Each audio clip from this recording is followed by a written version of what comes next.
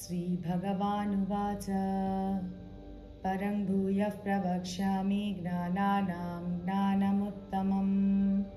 यज्ञात्वा मुनयः सर्वे परां सिद्धिमितो गताः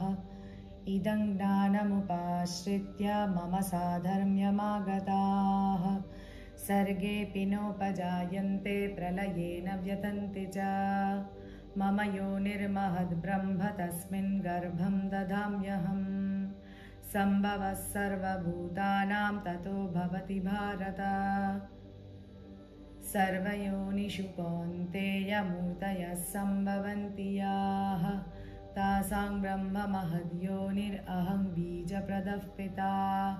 सत्त्वं रजस्तम इति गुणाः प्रकृतिसम्भवाः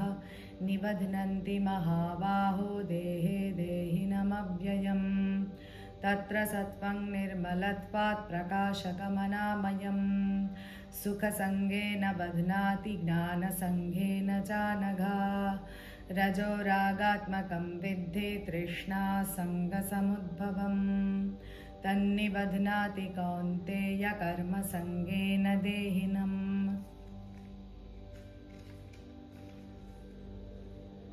तमस्त्वज्ञानजं विद्धि मोहनं सर्वदेहिनां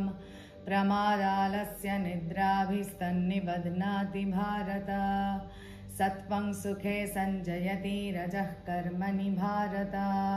ज्ञानमावृत्य तु तमः प्रमादे सञ्जयत्युत रजस्तमश्चाभिभूय सत्त्वं भवति भारत रजः सत्त्वं तमश्चैव तमः सत्त्वं रजस्तथा सर्वद्वारेषु देहेऽस्मिन् प्रकाश उपजायते ज्ञानं यदा तदा विद्याद् विवृद्धं सत्त्वमित्युत लोभः प्रवृत्तिरारम्भः कर्मणामशमस्पृहा रजस्येतानि जायन्ते विवृद्धे भरतर्षभा अप्रकाशो प्रवृत्तिश्च प्रमादो मोह एव च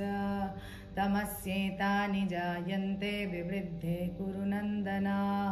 यदा सत्त्वे प्रवृद्धे तु प्रलयं याति देहभृत् तदुत्तमविदान् लोकानमलान् प्रतिपद्यते रजसि प्रलयं गत्वा कर्मसङ्गिषु जायते तथा प्रलीनस्तमसि मूढयोनिषु जायते कर्मणः सुकृतस्याहुः सात्विकं निर्मलं फलम् रजसस्तु फलं दुःखम् अज्ञानं तमसः फलम् सत्त्वात् सञ्जायते ज्ञानं रजसो लोभ एव च प्रमादमोहौ तमसो भवतो ज्ञानमेव च ऊर्ध्वं गच्छन्ति सत्त्वस्ता मध्ये तिष्ठन्ति राजसाः जघन्यगुणवृत्तिस्था अधो गच्छन्ति तामसाः।